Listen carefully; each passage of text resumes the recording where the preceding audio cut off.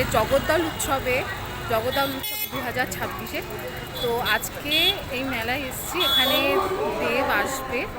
তার আগে আমি এসেছি, এখানে কিছু জিনিস দেখাবো অবশ্যই, কী কী করেছি, কী কী খেয়েছি, সমস্ত কিছু শেয়ার করবো আপনাদের সাথে দেবো। আমার সাথে আমার বোনও এসছে, তো ওইখানটা দাঁড়িয়ে আছে সামনের দিকে।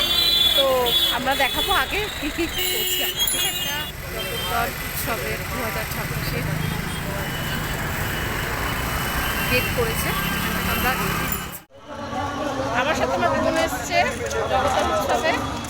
তো আমরা এখানে কী কী করছি, খাচ্ছি, সমস্ত কিছু শেয়ার করবো আপনাদের সাথে। দেখো, ঢুকতেই আমাদের এখানে একটা বসার অ্যারেঞ্জমেন্ট করেছে পার্টি যারা করে তাদের জন্য। তাছাড়া এখানে খেলার প্লেগ্রাউন্ডগুলো রয়েছে, এখানে মেলা ফেলার নাগরদোলনা খুলনা সব রয়েছে।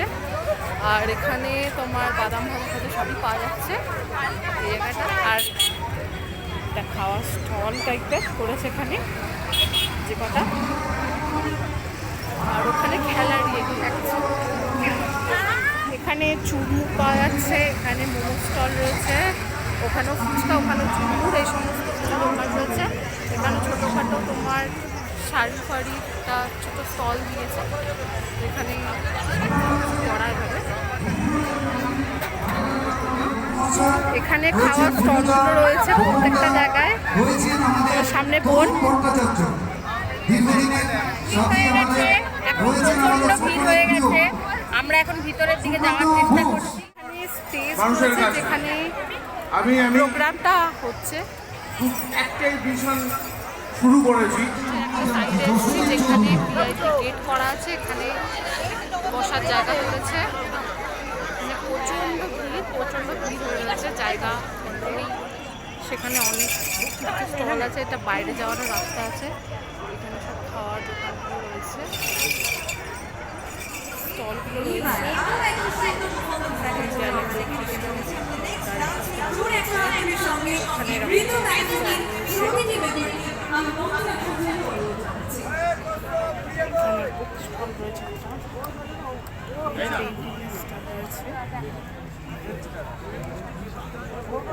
অর্থাৎ আধ্যাত্মিক হচ্ছে এটা স্টল।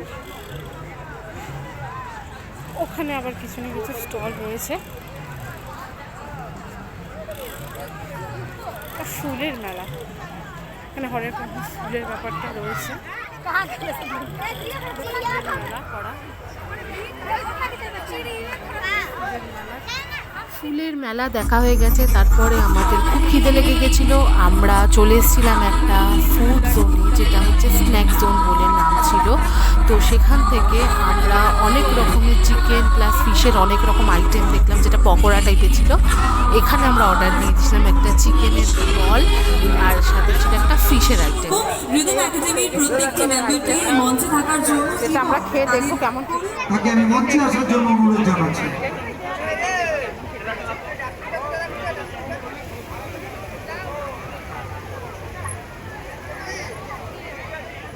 আমাদের মধ্যে কিছু সমাজসেবীকে আমরা আবারও মঞ্চে ডাকবো। কৃষ্ণ মল্লিক, রাজদীপ মাঝি, রাধামাধব চ্যাটার্জি ছিলেন, যিনি বিশ্বাস করতেন সংস্কৃতি মানুষের ভেতরের শক্তিকে জাগিয়ে তোলে। তিনি আমাদের ক্যাপ্টেন, মাননীয় বিধায়ক শ্রী সোমনাথ সেন। শুধুমাত্র একজন জনপ্রতিনিধি হিসেবে নয়, একজন আপন জন হিসেবে তিনি ছিলেন। এরপর চলে এসেছিলাম একটা পারফিউম মেক করে এমন একটা স্টলে, যেখানে পারফিউম বিভিন্ন রকম ভ্যারাইটি দিয়ে ওন পারফিউম ক্রিয়েট করা যায়। তো সেই স্টলে এসেছিলাম। এখান থেকে আমরা দেখলাম যে একটা দাদা ক্রিয়েট করছিল জিনিসটাকে ভ্যারাইটি অফ সেন্ট দিয়ে, পারফিউম দিয়ে, প্লাস আরেকজন এটাকে পোর্ট করছিল একটা বটলে, একজন বাই করেছে বলে। তো আমরা এখান থেকে একটা নতুন ক্রিয়েট করেছিলাম একটা পারফিউম, যেটা আমরা বাই করেছি।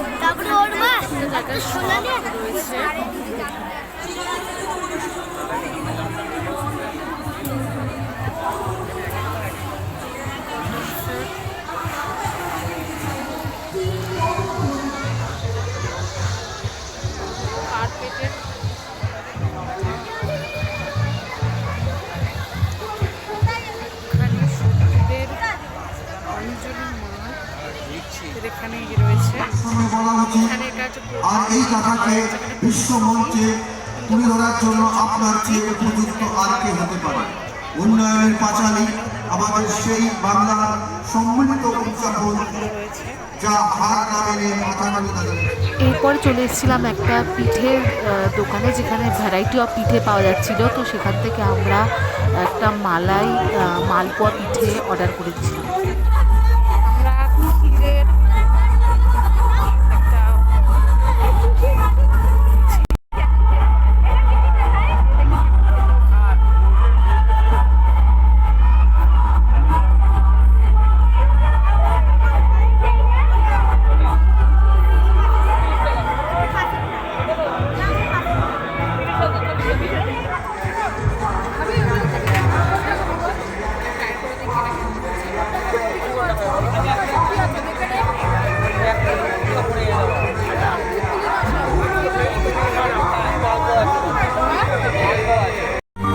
সুরের হাওয়া চলে গগন বেয়ে, পাষাণ টুটে ব্যাকুল বেগে ধেয়ে বহিয়া যায়।